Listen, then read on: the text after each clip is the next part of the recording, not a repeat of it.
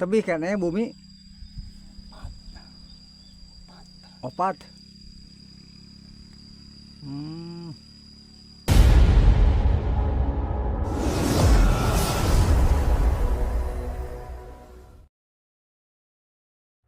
Assalamualaikum teman-teman semua.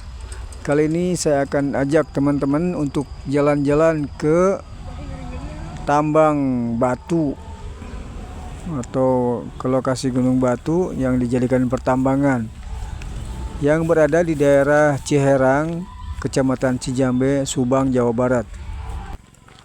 Dan baru saja saya lihat-lihat pemandangan yang indah di sekitar sini.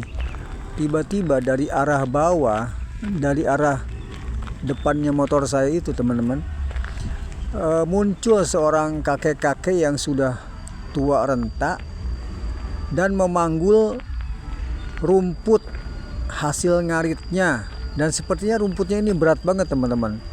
Tadi sempat saya rekam pas kemunculannya, cuman pas saya cek hasil rekamannya ternyata tidak ada teman-teman. Mungkin waktu saya klik tombol rekamnya itu tidak kesentuh kali ya. Nah ini kakeknya, dia istirahat sejenak karena mungkin ini rumputnya berat sekali dan ini lagi terik-teriknya teman-teman, sekitar jam 11 siang. Jadi panas banget cuacanya ya. Nah ini kakeknya nyamperin saya teman-teman. Bapak ngarit di mana Pak? Awan batu di bawah gunung itu. Oh itu itu ngarit namanya? Masya Allah, tebih atuh. Eta kiatan eta geuning. Pembuaran itu. Pabuaran. Bapak Yuswa sabaraha? Yuswa sabaraha? Bukan bilang. Oh. Kiatan unggal dinten eta ngarit Pak? Unggal dinten? Ya. Masya Allah. Aja menjutisieun Pak. Batuna seep. Oh batuna seep. Posaina. Oh. Ya anu batu doang. Di mana nggak gilingna? Posaina nunggu Pak itu. Oh. Mohon. Sepi. Sepi. Rariran pada mana ya. Oh, mohon. Tinggal sapam doang. Oh, sapam, mohon. Waduh. Bapak kiatan eta aduh. Nah, ini teman-teman, setelah saya ngobrol sebentar barusan, ini kelihatannya agak kurang nyambung sedikit, teman-teman. Kiatan Bapak eta? Kan? Hoyong terang mereka dia hoyong terang gitu. Iya na. Mohon.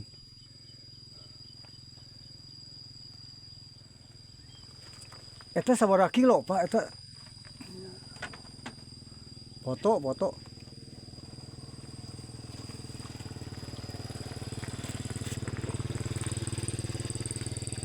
Iya sabaraha kilo Pak?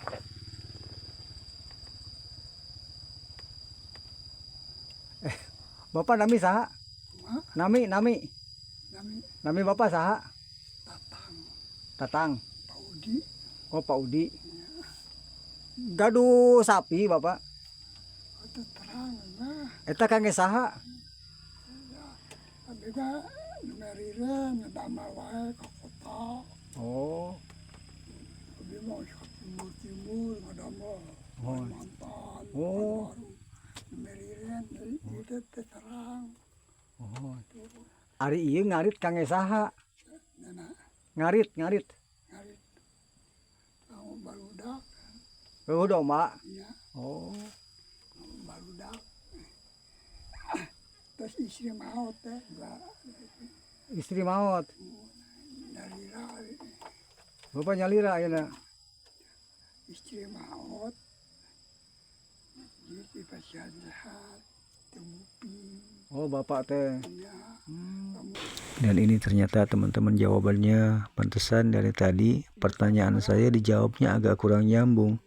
Ternyata si Bapak ini pendengarannya sedang terganggu. Jadi katanya di telinganya itu ada suara ngung. Seperti kayak kita menyelam ke dalam air yang dalam itu. Jadi pendengarannya itu kayak gitu. Ada bunyi seperti itu. Jadi saya udah keraskan volume saya juga untuk bertanya, itu masih kadang-kadang masih nyambung, kadang-kadang enggak gitu teman-teman. Dan ini si Aki ini mulai cerita tentang kisah hidupnya teman-teman. Jadi dia itu sekarang hidup sendiri ya setelah ditinggal istrinya. Terus pendengarannya terganggu dengan suara seperti itu, entah dari mana ya, entah ada saraf yang terganggu atau dari mana gitu ya. Jadi beliau sekarang tinggal di kampung aja gitu. Jadi kerjaannya sekarang dia cuma ngarit untuk makan kambing anak-anaknya katanya. Jadi anaknya punya 3, nah itu yang beliau kerjakan sekarang cuma ngarit gitu. Yang saya heran ini anak-anaknya 3 ini kok tega ya. Ini bapaknya ini udah tua banget nih, udah nggak ada giginya sama sekali nih teman-teman, masih disuruh ngarit gitu ya. Atau entah apa alasannya, padahal ini anak-anaknya jika mereka punya kambing itu otomatis nggak susah-susah amat saya pikir gitu ya. Karena kambing itu, orang punya kambing itu kalau nggak punya duit tuh nggak mungkin bisa beli kambing. Dan kambing ini kalau dijual tuh lumayan harganya gitu ya. Minimal tuh yang kecil tuh 2 juta sekarang teman-teman. Dan nggak ada ini yang saya heran, anaknya nggak ada inisiatif untuk bawa bapaknya ini ke dokter gitu untuk menyembuhkan pendengarannya. Nah si bapak ini juga dia bilang dulu dia kerja ke Pekanbaru, kemana ke kota katanya, dan bisa bangun rumah di sini, beli tanah di sini, itu dari hasil kerjanya katanya. Dia kerjanya tuh sebagai tukang las, dia tuh ahli ngelas gitu ya. Jadi dia dulu waktu melamar kerja gitu, itu dites kelas dari beberapa yang ngelamar, dan dia tuh menjadi yang terbaik. Makanya dia langsung kepake sama perusahaannya di mana dia bekerja gitu, sehingga dia saat ya kerja jadi tukang las atau ahli ngelas gitu, dia bisa beli tanah dan bangun rumah di sini teman-teman. Kalau nggak salah dia cerita rumahnya tuh sampai punya 2 katanya. Nah itu hasil dia kerja. Tapi sejak telinganya terganggu dengan pendengarannya yang mengurang gitu, jadi dia nggak bisa lagi kerja jadi tukang las gitu, kerja lagi ke kota nggak bisa. Karena ya itu kadang-kadang mungkin tidak nyambung apa yang diperintahkan oleh majikannya gitu teman-teman. Dan si bapak ini dia bilang dia aslinya dari Garut teman-teman. Jadi dari Garut merantau ke Subang, terus nikah sama orang Subang, dan dia kerjanya di Pekanbaru dan di kota katanya.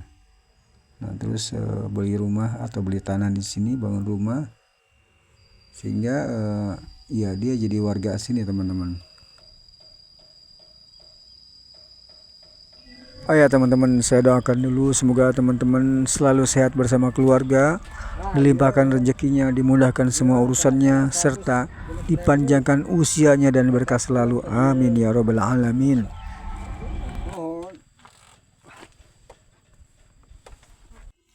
Dan ini si bapak ini tanya ke saya tentang apakah ada obat untuk mengurangi atau memperjelas lagi pendengarannya.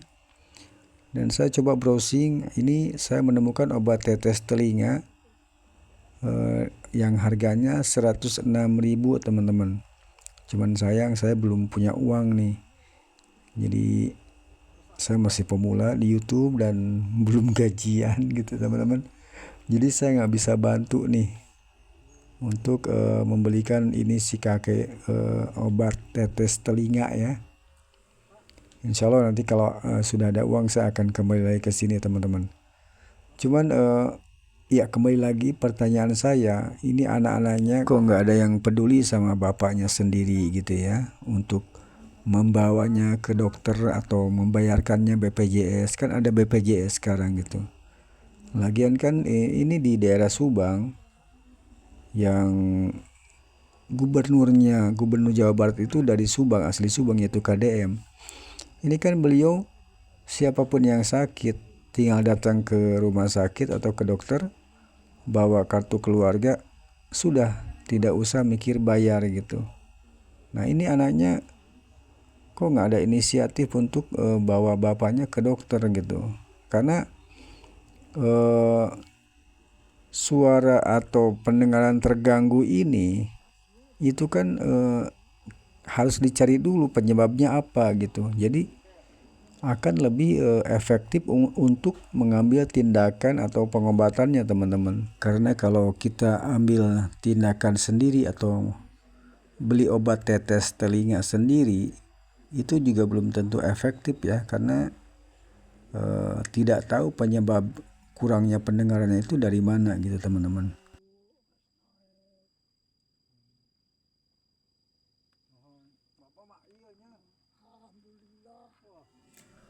Ini si Aki ini terus bercerita tentang pengalaman hidupnya teman-teman.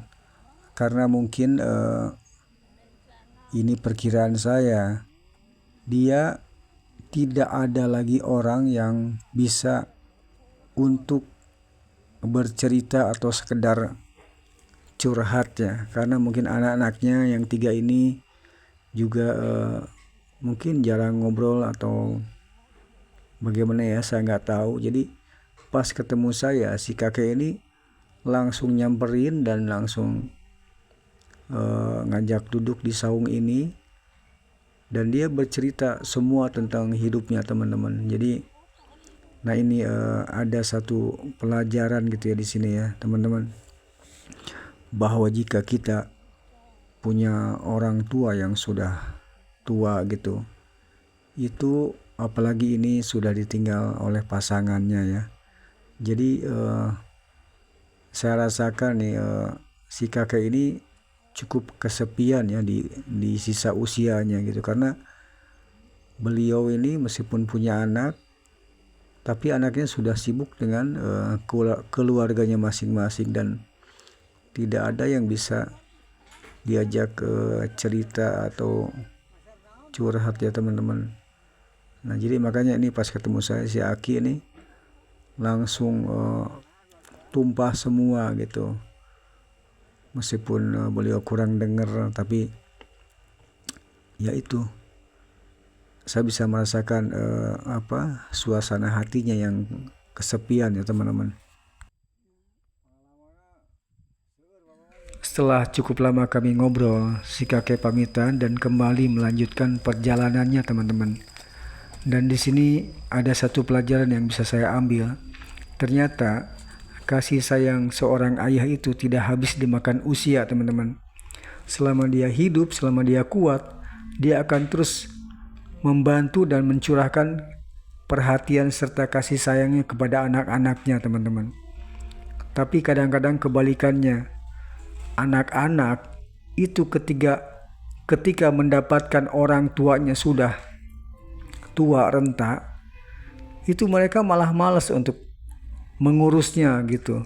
Padahal dalam Islam ada hadis yang mengatakan, celakalah bagi seseorang yang mendapati salah satu atau kedua orang tuanya yang sudah lanjut usia, tetapi tidak masuk surga karenanya. Nah ini dari video ini ada satu hikmahnya teman-teman. Jadi bagi siapapun yang masih mempunyai orang tua, mungkin harus lebih bisa memperhatikan lagi mereka ya, karena mereka ini membesarkan kita dari kecil sampai sekarang itu tanpa pamrih, tanpa mengharap apapun dari kita, hanya dengan menghormatinya dan tidak menyakiti hatinya. Itu sudah lebih dari cukup untuk membuat hati mereka bahagia teman-teman. Baiklah teman-teman, saya cukupkan sekian. Wassalamualaikum warahmatullahi wabarakatuh.